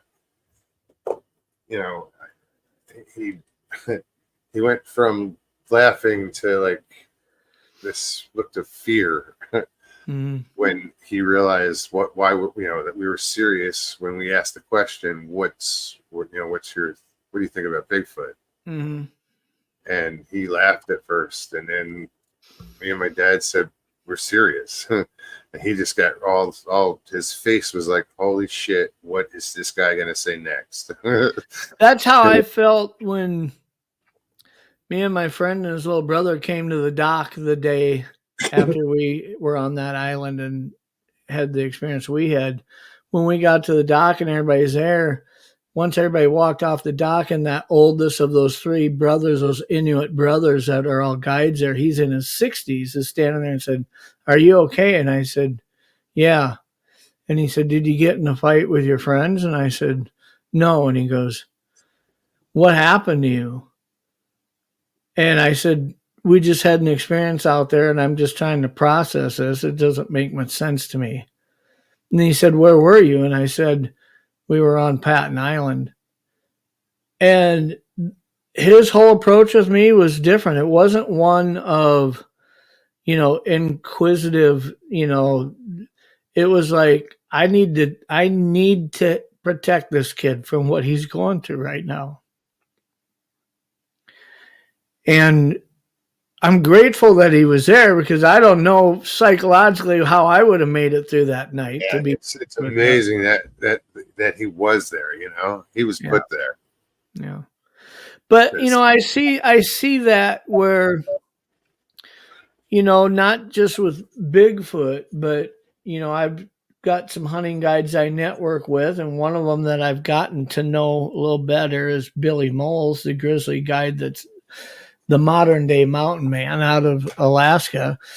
And he guides more grizzly hunters every year than anybody. And he's had some guys that have been attacked by bears and have had bad experiences.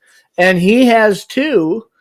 But, the way he sits down and talks to these people and walks them through it, if you hadn't been where they've been and experienced that, you couldn't walk them through that. You couldn't say, hey, I'm sorry that happened to you. That doesn't mean shit to them. That doesn't help them. Yeah.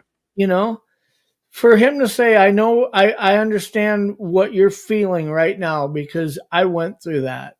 I've been there. And he starts walking them step by step through how to process this and how to move from this. It's like, dude, when you see somebody who's had an encounter, or a professional who's working in law enforcement or something, that when somebody tells you, hey, I had this happen, they're not made to feel stupid. They're not made to feel like they're from Mars. It's somebody who's taking them serious, saying, I hear you. I'm listening to you. I don't think you're crazy. That's something that, that law enforcement officer has had to have seen enough stuff to make him realize there's something to this phenomena. Maybe not everybody is seeing Bigfoot, but they are coming out to me having experienced something that they can't explain. So I don't know why I can't see now with my glasses on. They're not helping. Trying to play them.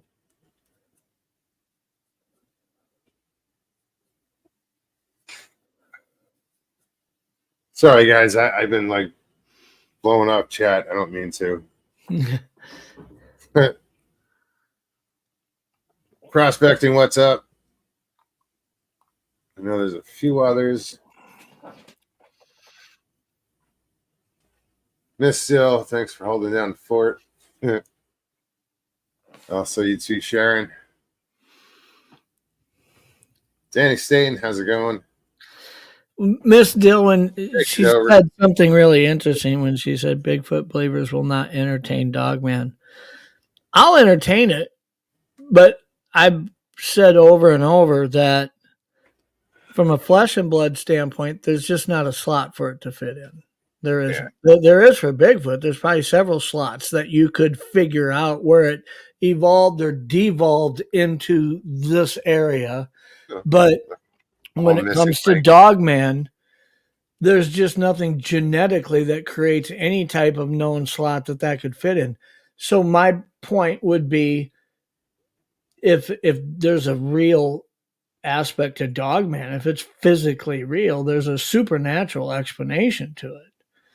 And you have to admit that throughout history, centuries ago, when you look at architecture and different things, that there are references to animals that look like that, okay? I just don't know if, when you start looking at the thing that concerns me from the research point of it is when you look at when it surfaced in a movie or documentary movie a couple decades ago for the first time, and then it started a few encounters and then more and more. But you back up 50 years ago and say, where's the Dogman encounters? There aren't any. No. That's a problem. Yeah, well, it's like, when did that suddenly start? Like, what? Yeah. But that's I'm not for me saying to that you entertain. aren't seeing what they're seeing. I'm not saying that. I believe they're experiencing something. I just don't know if it's a half man, half dog standing have had up. Dogman experiences. Yeah. I've met them. That's I don't know how to. I don't know. I'm not. So I understand what Miss Dill's saying. She says, Jeff, listen to hundreds of eyewitness accounts. They're not stories. Okay, let's both agree on that. Where are the accounts from 50 years ago, 40 years ago? They aren't there. They're not woven into Native American lore. They aren't woven into. They're not there until that movie and it came out. What is that? The Beast of Bray Road or whatever. Something. Oh wow, I'm way behind in chat. Holy shit. Crystal says there are Native American accounts. Yeah, I haven't really researched it that much. I just. Are there really? Are there that many? I don't. I haven't. I've never heard them before, but I'm not going to say there aren't. I don't have that. There that. are with Bigfoot, and there are with some like. I had a friend. The Thunderbirds and different phenomena. Oh no, I had a friend. I asked her. She played on my pool team, and I asked her. She was Native American, and I said, do you have any, stories about Bigfoot? And she said, no, but we do have stories about little people. I was like, oh, okay, but no Bigfoot? He's like, really? It's like the opposite. That's not what I was I was fascinated, but I also was like let down. Yeah. Well, and there's, listen, I acknowledge that there's a lot of Native American history, most of it being passed down generationally through verbal stories and accounts and sharing. I don't know, some of it's in writing. But I also understand, after working with the Blood Run Project out here, when there was 3 different universities from Michigan, Iowa, and I don't know, I think the last one was Missouri, was out there doing LIDAR and all kinds of, exploring these 298 burial mounds. And they came up with human remains that were there 9,000 years old. They've dated them to. Okay. So we're talking not just a few centuries or, a dozen generations. We're talking that area was a spiritual collective for tribes from all over this northern U.S. area that would migrate there to trade things. This is a spiritual place that they looked at kind of like the New York Stock Exchange, so to speak. They went there with their resources from their area and traded with others. They worked out treaties. They settled differences. They even had an arena, an amphitheater they built out of stone that they would compete at, like Olympic stuff, like horse racing and foot race. It's just all kinds of competitions they would have. And this stuff's hundreds and hundreds of years old. But through working with the 4 tribes that kind of settled there permanently year round, when you talk to these tribes and their elders and you say, what's your, how long was your tribe there? When did they show up? When they didn't know those answers. And these universities come in and start LIDARing and looking at these burial mounds, and they start realizing what tribes are buried where.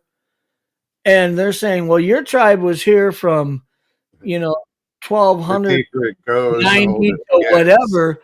Yeah. And they're learning the history of their tribes from white people on a college, crew that's there looking at it. And I'm not saying that in any derogatory way. I'm just saying, as we start referencing, well, these stories were told by these Native Americans, some of these tribes didn't know where they lived 300 years ago. But we're taking these passed down things as gospel. And so I'm not saying I'm not willing to do that, because I know there's a lot of history and knowledge that's been shared generationally there. But you do have to take some of it with a grain of salt.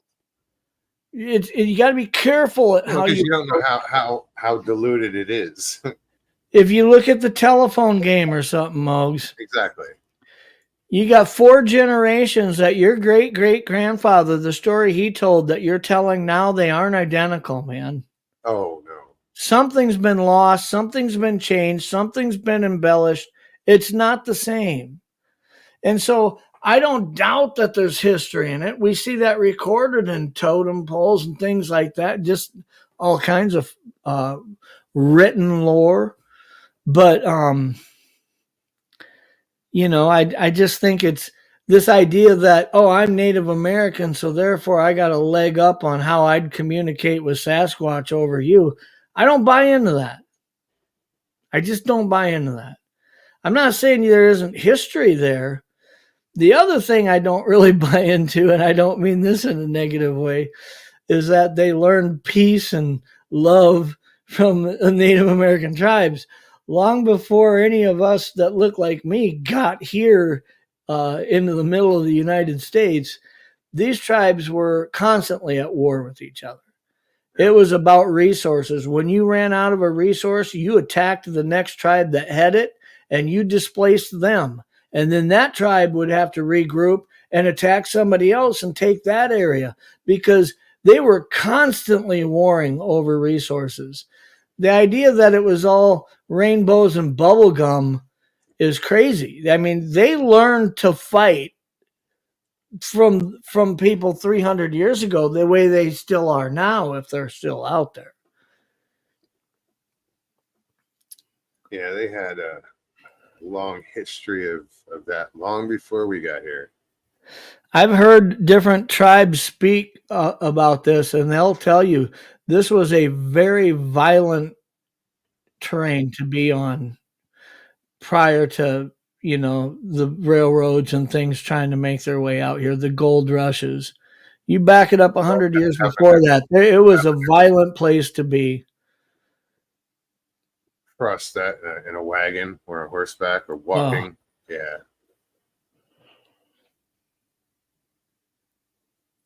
Gary Johnson, how are you? Where are we at? But growing up in South Dakota, I love our Native American culture. I love all the stuff that I've learned about these tribes. I love communicating with them, and they're smart. I really feel bad as I spend time out on the reservations. A lot of things that people aren't familiar with that they're suffering from.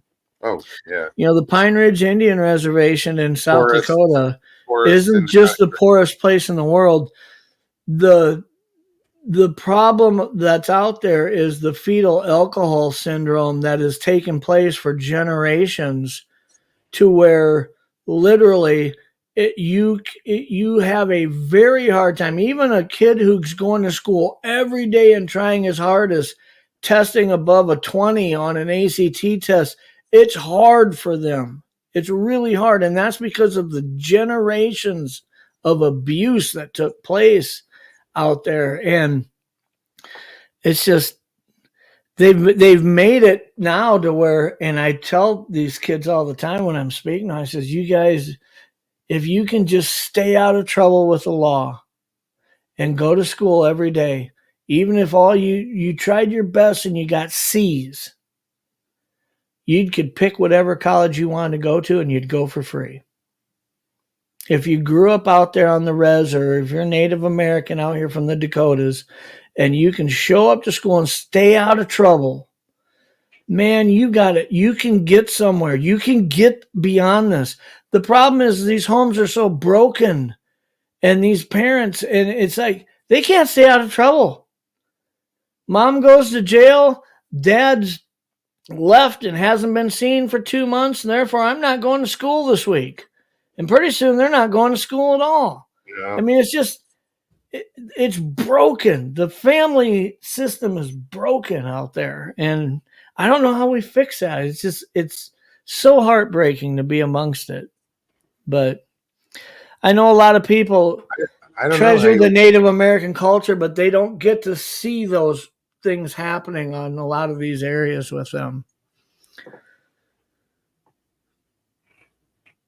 Yeah, people don't realize it until it's, someone speaks up. Yeah. Yeah. I knew they had, a big alcohol problem. I had a friend years ago. He was from Pine Ridge, and he had an alcohol problem, and it was just weird because it was night and day. When he was drunk, this is the most bizarre drunk I'd ever seen.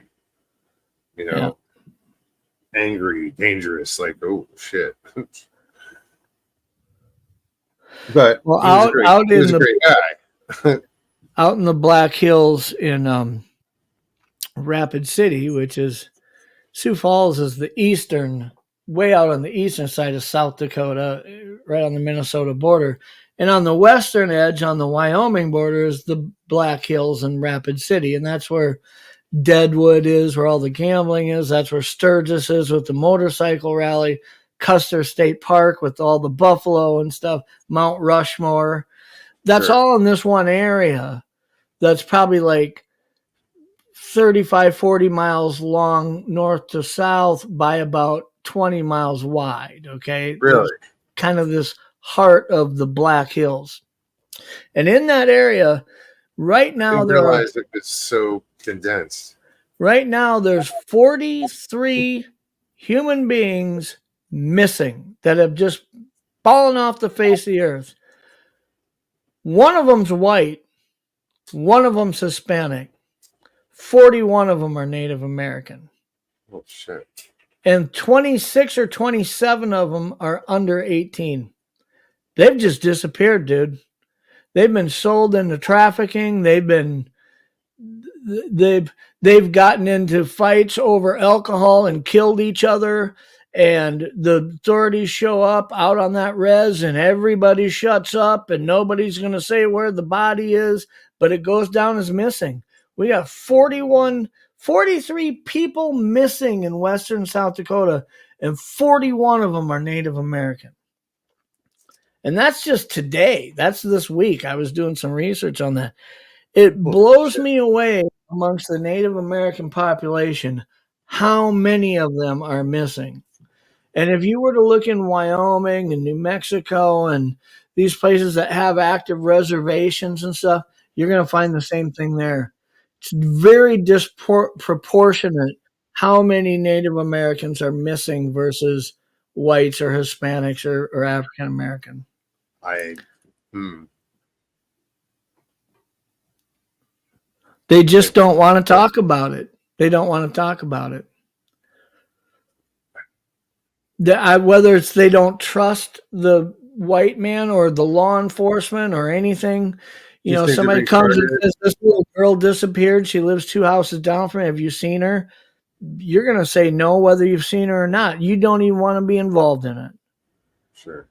And that's just how I think that's how we end up with those numbers. But the fact is when you've got adult males and maybe even some of those females, you can look at that and say, oh, somebody died when they were doing meth with 5 other people, and those 5 other people didn't want to get in trouble, so they hid the body, whatever. You're out there to where you can escape some legal. Eventually, the FBI shows up on the reservation and they want answers. But they don't come out with 100 people to go start digging through your backyard, and your backyard's 100 miles long. So, I mean, nobody really gets to the bottom of it. But when you start dealing with kids disappearing, that's a problem. Did somebody sell their kid for alcohol when they were drunk? Did somebody take one of these children, just drive through there and take them, and nobody cares enough to report it? Or what's going on, What did you say? 20 something of them were children or Yeah, kids? 20, 26 or 27 are under 17 or under. And a lot of them are like 8 years old, 10 years old, 11 years old. And when you look at those cases, this isn't a case like typically when an 11-year-old African American or a white kid goes missing in Atlanta, it's because the parents are divorced and one of them grabbed the kid and left and that's not what this is. These kids are gone and nobody knows where they are. Yeah. Everybody they've interviewed, no clue. So then it starts leading you to the talk of supernatural and paranormal, the higher instances that exist, it seems, reported on reservations a lot of times. Is there something to that? I don't know. I think because they're more spiritual. I think they tend to lean that way by default, and that's why you hear that probably more. I think they experience that. That's just part of it. It's just. I mean, then I have to say, if me and you and Stevie and if, let's say 4 or 5 of us go out and we smoke peyote all night long, and we wake up tomorrow, one of us is gone. The other 4 of us probably really don't have any clue where the hell the 5th person is. So if we don't find you, Mogs, I mean, what are we supposed to do about it, right? So I don't know. I don't know what's happening. But when you hear 43 missing person cases and 41 of them are Native American, that just doesn't seem right. Because Native Americans only make up about. Well, I said, do you think they're being targeted? They only make up about 9% of the population in Western South Dakota. So how can we be they're making up 94% of the missing people? Oh, yeah. It just doesn't mathematically make sense. But like I said, I think if you were to look at that in Wyoming and, Idaho and New Mexico, Arizona, all these places that have active reservations and stuff, maybe there's something to those numbers too. I don't think this is just specific to this area, probably all over. But yeah, unfortunately, places like Pine Ridge, they do have a high suicide rate. Very high. We've got people here in Sioux Falls that are in downtown, Native Americans, sitting on the curb, nothing to eat, nothing, no place to sleep, begging for money. They have nothing. And a lot of them will die when the winter comes because they'll die of exposure. They have nowhere to go. And they're doing that instead of going to the reservation where they will get a paycheck from the government every month and help from the tribe through the gambling that we've got legal gambling with big casinos on these reservations that these Native Americans use to supplement education and propane bills and all this stuff. Sure. Rather than go there and get that help, they're afraid of their reservation and they're leaving it to sit on a curb somewhere and die. That's a problem too. I'm not saying go back to the reservation. I'm saying when you're choosing to leave where you've got some help because of all the horrible stuff that exists there, to go somewhere where you have nothing. That says a lot. Sorry, I have a tickle in my throat. It's hard to think that we have all these people that are not just citizens of this country, but they were planting their feet here before anybody that looks like me got here. And we're taking people from outside of this country who aren't citizens, and we're bringing them here and giving them housing, health care, giving them 0% auto loans, all this stuff. And yet we've got Native Americans that are sitting here with nothing and they're dying. It just doesn't make sense to me, but no, there is definitely a problem there. It's a broken system. Yeah. It's a broken system, and I don't think there's really any politicians who look for any reason to fix it. Is there an incentive to fix it? Who's the group that's there writing you checks to fix that? Nobody.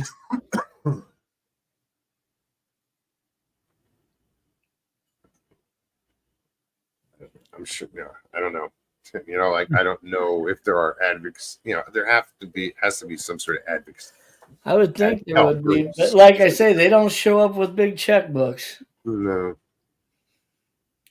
I didn't mean to turn your show into a it's big bummer, but I think it's an interesting topic that a lot of people just really aren't that aware. I'm just pissed because I can't see. I take them off, can't put them on, and I'm still having trouble seeing.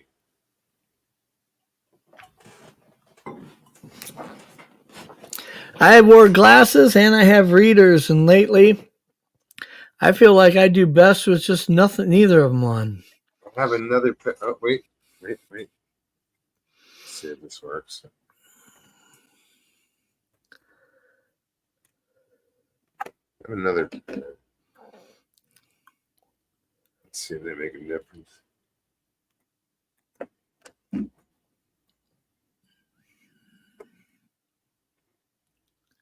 Anita, how are you? Great to see you.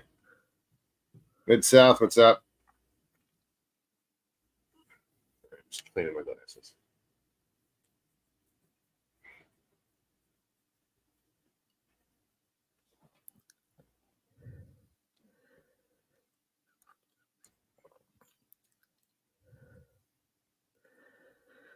Son of a bitch, I can see.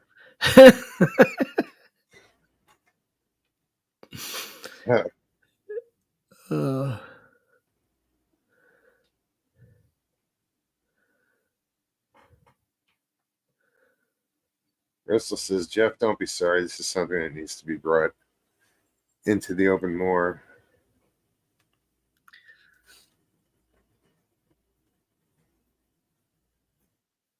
Bigfoot King, what's up? I don't know how much of it is factual when you see this on Facebook, but I've really been getting in my feed a lot of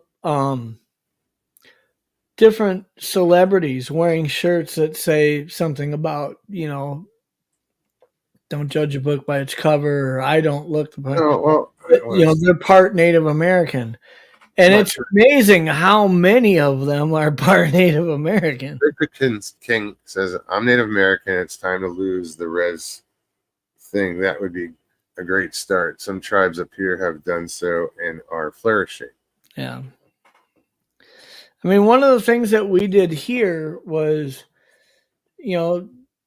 hemp and weed wasn't legal in South Dakota, but we legalized hemp production. And one of the reses got one of the few licenses to do that. We awarded to them, and they started up a big deal to where you can go to the casino on the res and buy some weed if you have a medical, deal. But they're selling hemp production, different products, and raw hemp oil and stuff like that for these products. And just like in 2 or 3 years, they ended up like in one of the top 5 producers of this in the country. Wow. It's like, what? That there was the meal ticket to end the reses right there and say, look, you got land that probably isn't that great for growing corn on and stuff, but let's grow some hemp and get you guys in the money, But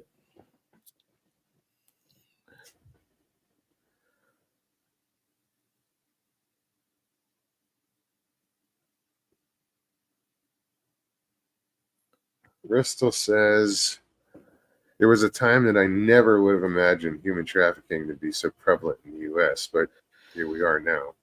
yeah.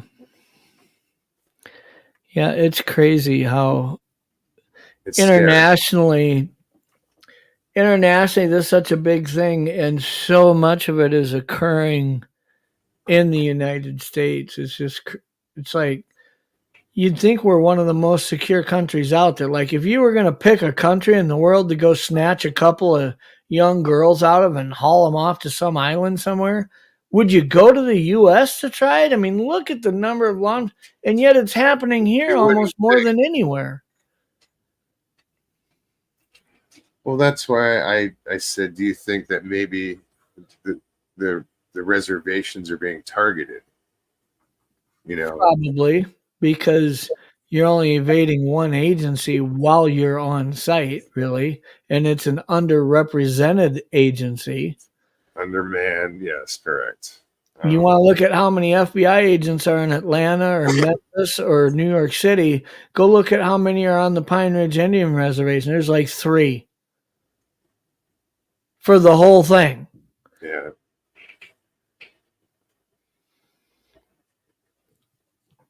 It's a shame.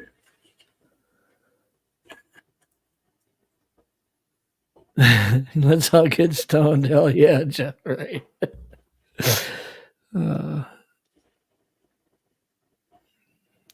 Yeah, Bigfoot Kings, it's not the money they want. What they want is stability. And, we can tell these kids, hey, we're going to give you, if you're Native American and you apply to the University of Michigan and you scored a 19 even on your ACT, just, average to maybe a little below average, 18, 19 on your ACT, you're in. And you'll have so many grants, you won't have to pay for college, dude. You'll get in. And we look at that and say, look at all we're doing for these kids. The problem is the family structure and the problems these kids are trying to deal with to get to where they're 18 years old and out of high school. They can't get there. It's so broken, they can't get to that point.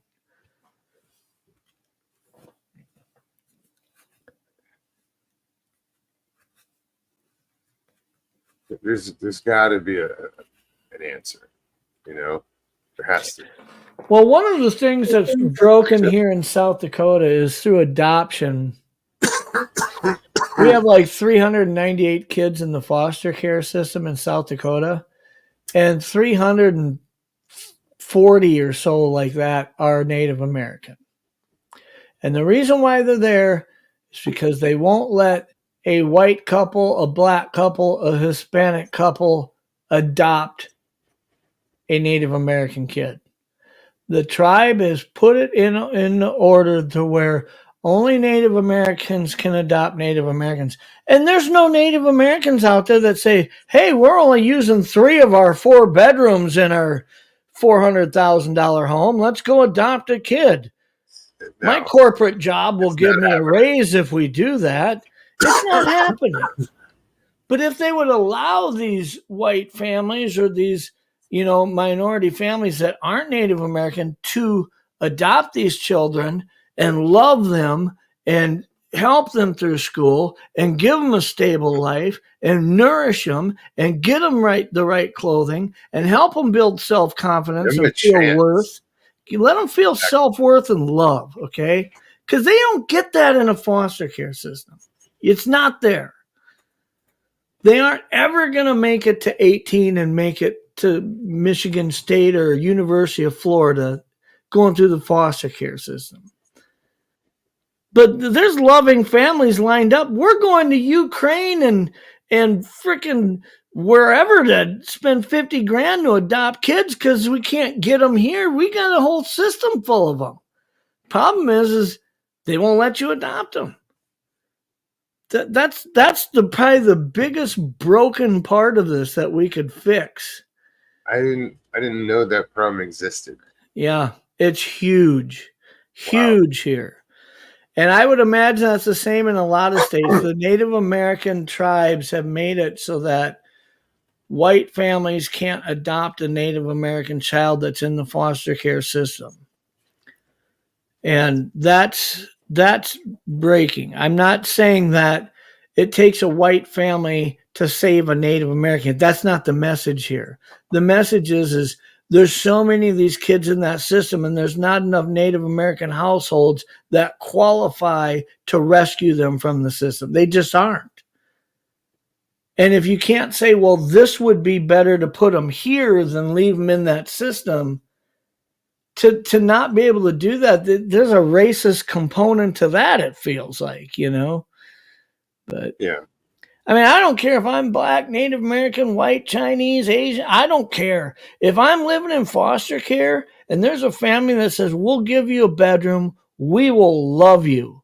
We will buy you clothes and feed you. You will be a part of our family. We will make you feel how worthy you are of love. I'm like, I'm going. I don't give a shit if they look like Martians. Put me there. Right? I don't care if they're not my color. Put me there. Because where I'm at now sucks. It's true. You know, and you pray that what they say is the truth. Because at that point, that's the one thing you need the most. Jeez, we're at 2 hours already. Guys, I apologize if I really ignored chat tonight. I'm having trouble seeing.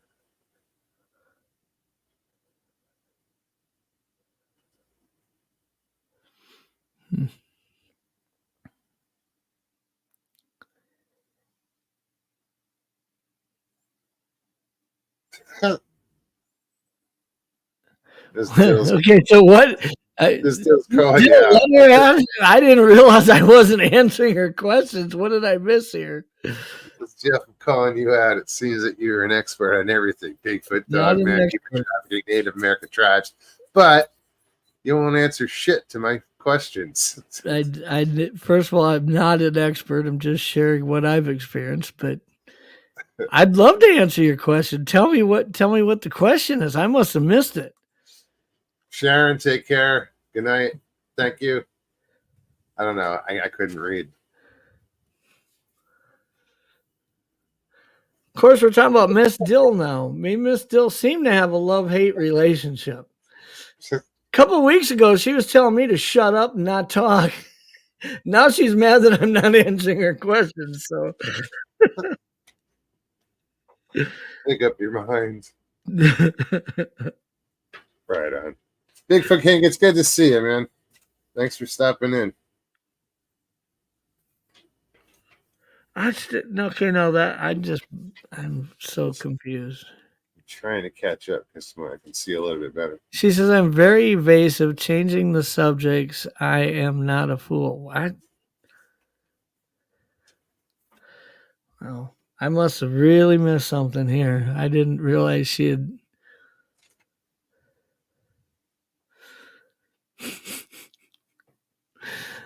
I almost kind of feel like she's pranking, like she's tongue in cheek in this here, but maybe not. I don't know. You know what, Karen? That's awesome. That he was the that point whatever percentage, that was the success story. She says that is true for 99.9%. My dad was the 0.1%, okay, that did well in the foster care system. He had the same two foster parents from the time he was 2, and they put him through college. Yeah. That's Yeah. awesome.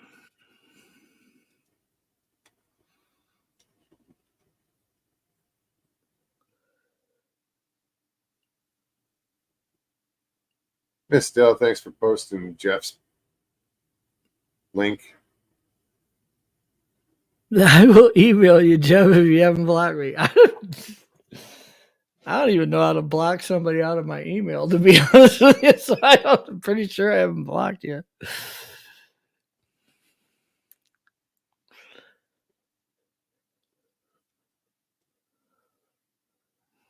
And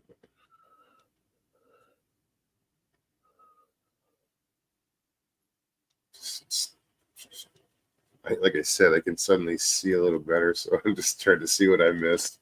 I'm trying to see what I missed, and I'm not getting it. I was scrolling back, going, "Okay, where's the question that I evaded? I don't know." Oh.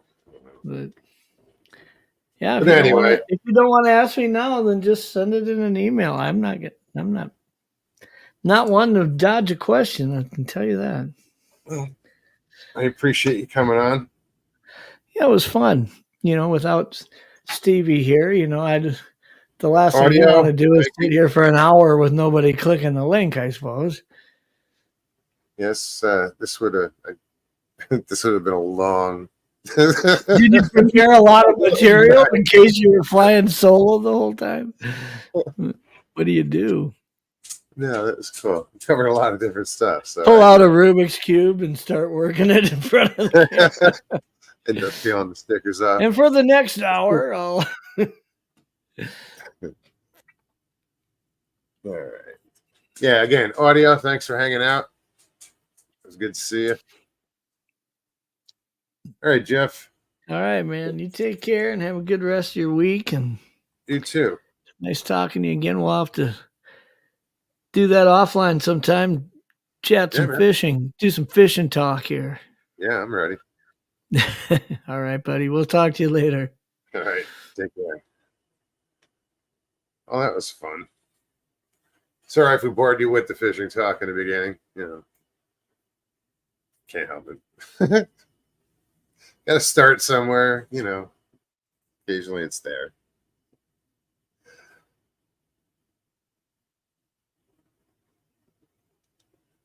And I apologize if I missed anybody in chat. Thank you guys for being here.